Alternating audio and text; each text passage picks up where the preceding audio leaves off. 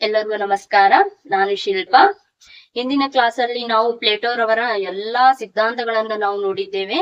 ಯಾರು ನೋಡಿಲ್ಲ ಹೋಗಿ ನನ್ನ ಯೂಟ್ಯೂಬ್ ಚಾನಲ್ ಅಲ್ಲಿ ನೋಡಿ. ಇಂದಿನ ಕ್ಲಾಸ್ ಅಲ್ಲಿ ನಾವು ಅರಿಸ್ಟಾಟಲ್ ಅವರ ಬಗ್ಗೆ ತಿಳಿದುಕೊಳ್ಳೋಣ. ಅರಿಸ್ಟಾಟಲ್ ನೋಡಿ, ಒಂದ್ ಕ್ವಶನ್ ಹೇಳ್ತೀನಿ. ಏಕೆ ರಾಜ್ಯಶಾಸ್ತ್ರದ ಪಿತಾಮಹ ಅರಿಸ್ಟಾಟಲ್ ಅವರನ್ನ ಕರಿತೀವಿ ಅಂದ್ರೆ, ನಾವು ರಾಜ್ಯಶಾಸ್ತ್ರದ ಪಿತಾಮಹ ಅಂತ ಅಂದ ತಕ್ಷಣ ಯಾರ ಹೆಸರು ಹೇಳ್ತೀವಿ? ಅರಿಸ್ಟಾಟಲ್ ಅವರಲ್ಲ. ಯಾಕಂತೀವಿ? ಪ್ಲೇಟೋರ್ ಅವನ್ನ ಅನ್ಬೋದಿತ್ತಲ್ಲ. ಪ್ಲೇಟೋರ್ ಅವರು ಮೊಟ್ಟ ಮೊದಲಿಗೆ ಎಲ್ಲಾ ರಾಜ್ಯದ ಬಗ್ಗೆ, ಸರ್ಕಾರದ ಬಗ್ಗೆ, ಎಲ್ಲದ ಬಗ್ಗೆ ಹೇಳಿದವರು ಪ್ಲೇಟೋರ್ ಅವರು. ಅರಿಸ್ಟಾಟಲ್ ಅವ್ರ ಶಿಷ್ಯ ಆಗಿರಿನ ಅವ್ರಿಗೆ ಯಾಕೆ ರಾಜ್ಯಶಾಸ್ತ್ರದ ಪಿತಾಮಹ ಅಂತ ಕರಿತೀವಿ ಅಂತ ನೋಡಿದಾಗ ನಾವು, ಇವ್ರು ಏನ್ ಮಾಡ್ತಾರೆ, ಪ್ಲೇಟೋರ್ ಅವ್ರಿಗೆ ನಾವು ಹೋಲಿಕೆ ಮಾಡಿದಾಗ ಇವರು ವೈಜ್ಞಾನಿಕ ರೀತಿಯಲ್ಲಿ ವಿಷಯ ಮಂಡನೆ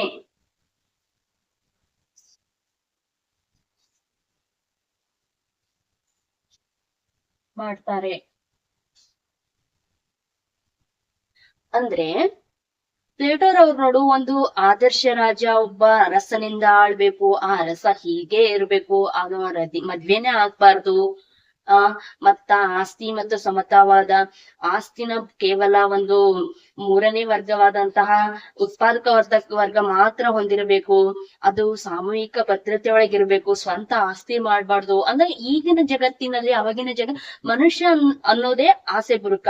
ಅವನು ಏನೂ ಹೊಂದಬಾರ್ದು, ನಾ ಹೇಳಿದ ಕಟ್ಟಳೆ ಒಳಗೆ ಇರಬೇಕು ಅಂತಂದಾಗೆ ಅದನ್ನ ನಾವು ಅಪ್ಲೈ ಮಾಡಕ್ ಆಗಲ್ಲ. ಅದು ಒಂಥರ ಕಾಲ್ಪನಿಕ ಆಗಿರ್ತದದು. ಆ ಕಾಲ್ಪನಿಕವನ್ನು ನಾವು ಜಾರಿಗೆ ತರಬೇಕು ಅಂತಂದ್ರೆ ಜನರ ಅದನ್ನ ಎಕ್ಸೆಪ್ಟ್ ಮಾಡಲ್ಲ ಅಂತ ಅರ್ಥ. ಅದೊಂದು ಊಹೆಗೆ ನಿಲುಕಲಾರ್ದಂತಹ ವಿಷಯ ಅಂತ ಹೇಳ್ಬೋದು.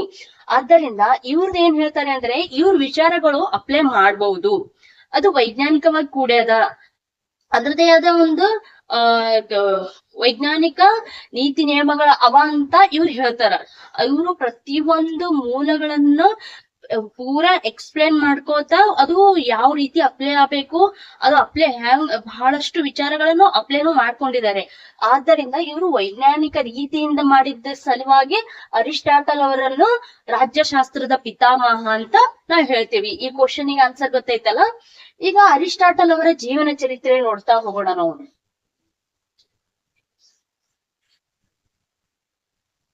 ಜನನ ಕ್ರಿಸ್ತಪೂರ್ವ 384ರಲ್ಲಿ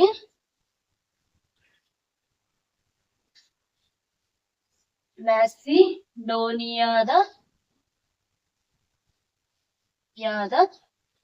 ಸ್ವಗೇರ ಎಂಬಲ್ಲಿ ಜನಿಸ್ತಾರೆ. ಇವ್ರೆಲ್ಲಂದ್ರೆ, ಇವರು ಗ್ರೀಕ್ ದೇಶದಂತಹ, ಇವರು ಅಥೆನ್ಸ್ನವ್ರ ಅಲ್ಲ. ಇವರು ಕ್ರಿಸ್ತಪೂರ್ವ 384ರಲ್ಲಿ ಮೆಸಿಡೋನಿಯಾದ ಸ್ವಗೇರ ಎಂಬಲ್ಲಿ ಜನಿಸಿದ. ಮೆಸಿಡೋನಿಯಾ ಅಂತ ಗೊತ್ತಾಗುತ್ತೆ ಅಲ್ಲ ನಿಮ್ಗೆ, ಅಲೆಕ್ಸಾಂಡರ್ ಅವ್ರದನ್ನ ನಾವು ತಿಳಿಸ್ಕೊಳ್ಬಹುದು.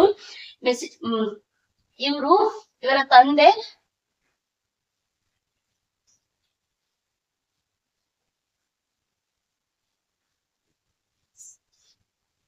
ಮೆಕೋನಿಯಸ್ ಆಸ್ಥಾನದ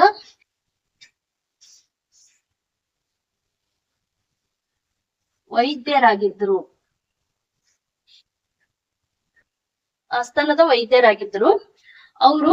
ಇವರು ಈಗ ಅರಿಸ್ಟಾಟಲ್ ಅವ್ರು ಏನ್ ಮಾಡ್ತಾರೆ ಅಂತಂದ್ರೆ, ಅವ್ರು ಒಂದು 17 ವಯಸ್ಸಿನ ತನಕ ಅವ್ರು ಏನ್ ಮಾಡ್ತಾರೆ ಅಂದ್ರೆ, ಒಂದು ರಾಜಾಶ್ರಯದೊಳಗೆ ಬೆಳಗ್ತಾ ಹೋಗ್ತಾರ.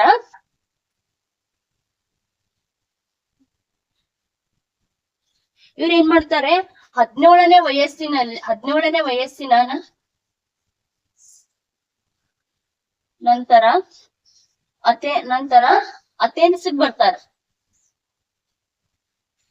ಅಥೆನ್ಸಿಗೆ ಬಂದ್ ಏನ್ ಮಾಡ್ತಾರೆ, ಪ್ಲೇಟೋರ್ ಅವರ ಅಕಾಡೆಮಿ ಸಂಸ್ಥೆಯೊಳಗ ಜಾಯಿನ್ ಆಗ್ತಾರೆ. ಇವರು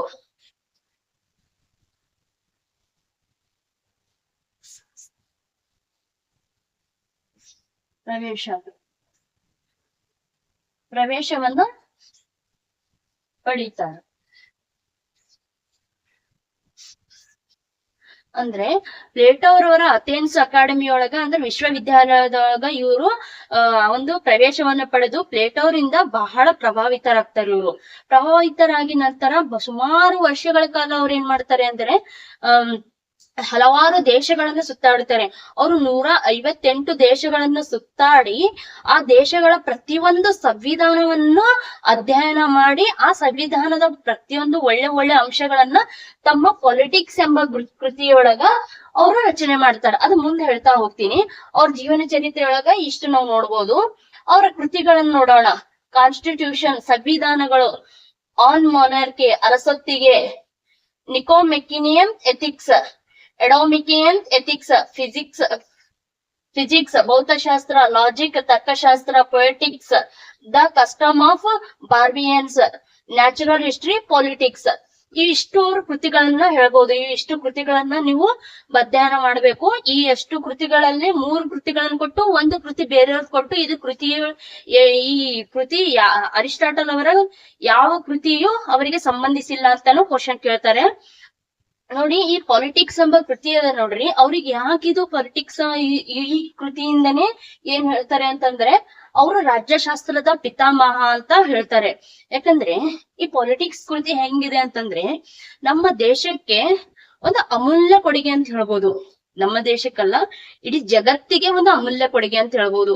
ಈ ಕೃತಿನೇ ಅರಿಸ್ಟಾಟಲ್ ಅವರು ಒಂದು ರಾಜ್ಯಶಾಸ್ತ್ರದ ಪಿತಾಮಹ ಅಂತ ಹೇಳಕ್ಕ ಒಂದ್ ಹೆಸರು ತಂದಿದೆ ಈ ಪಾಲಿಟಿಕ್ಸ್ ಕೃತಿ. ಈ ಪಾಲಿಟಿಕ್ಸ್ ಕೃತಿ ಒಳಗ ಅರಸೊತ್ತಿಗೆ ಬಗ್ಗೆ ಹೇಳ್ಯಾನ, ಮತ್ತ ಸರ್ಕಾರದ ಬಗ್ಗೆ ಹೇಳ್ಯಾನ, ಪ್ರಜಾಪ್ರಭುತ್ವದ ಬಗ್ಗೆ ಹೇಳೋಣ. ಪ್ರಜೆಗಳು ಹೇಗಿರ್ಬೇಕು ಒಂದು ರಾಜ್ಯದಲ್ಲಿ, ಒಂದು ಆದರ್ಶ ರಾಜ್ಯ ಹೆಂಗಿರ್ಬೇಕು, ಮತ್ತ ಸರ್ಕಾರವನ್ನು ಯಾವ ರೀತಿ ವಿಂಗಡಣೆ ಮಾಡ್ಬೇಕು, ಪ್ರತಿಯೊಂದು ವಿಚಾರಗಳನ್ನು ಈ ಪಾಲಿಟಿಕ್ಸ್ ಕೃತಿ ಒಳಗ ಇವರು ಅರಿಸ್ಟಾಟಲ್ ಅವರು ಹೇಳಿದ್ದಾರೆ. ಪಾಲಿಟಿಕ್ಸ್ ಕೃತಿ ಇವ್ರದೊಂದು ಪ್ರಸಿದ್ಧವಾದ ಕೃತಿ ಅಂತ ಹೇಳ್ಬೋದು. ಈ ಕೃತಿ ಒಳಗ ಅವರು ಯಾವ ರೀತಿ ವೈಜ್ಞಾನಿಕವಾಗಿ ವಿಚಾರಗಳನ್ನು ಮಂಡನೆ ಮಾಡಿದ್ದಾರೋ ಆ ವಿಚಾರಗಳಿಂದ ಪ್ರಭಾವಿತರಾಗಿ ಎಲ್ಲಾ ಜನರು ಅರಿಸ್ಟಾಟಲ್ ಅವರನ್ನು ರಾಜ್ಯಶಾಸ್ತ್ರದ ಒಂದು ಪಿತಾಮಹ ಎಂದು ಎಕ್ಸೆಪ್ಟ್ ಮಾಡ್ಕೊಂಡ್ರು ಅಂತ ಹೇಳ್ಬಹುದು. ಇಷ್ಟು ಅವರ ಜೀವನ ಚರಿತ್ರೆ ಮತ್ತು ಅವ್ರ ಕೃತಿಗಳ ಬಗ್ಗೆ ಆಯ್ತು. ನೋಡಿ, ನನ್ ವಿಡಿಯೋ ಇಷ್ಟ ಆಗಿತ್ತು ಅಂತಂದ್ರೆ ಪ್ಲೀಸ್ ಲೈಕ್ ಮಾಡಿ, ಸಬ್ಸ್ಕ್ರೈಬ್ ಮಾಡಿ, ಶೇರ್ ಮಾಡಿ ಅಂತ ಹೇಳಕ್ ಇಷ್ಟಪಡ್ತೀನಿ. ಧನ್ಯವಾದಗಳು.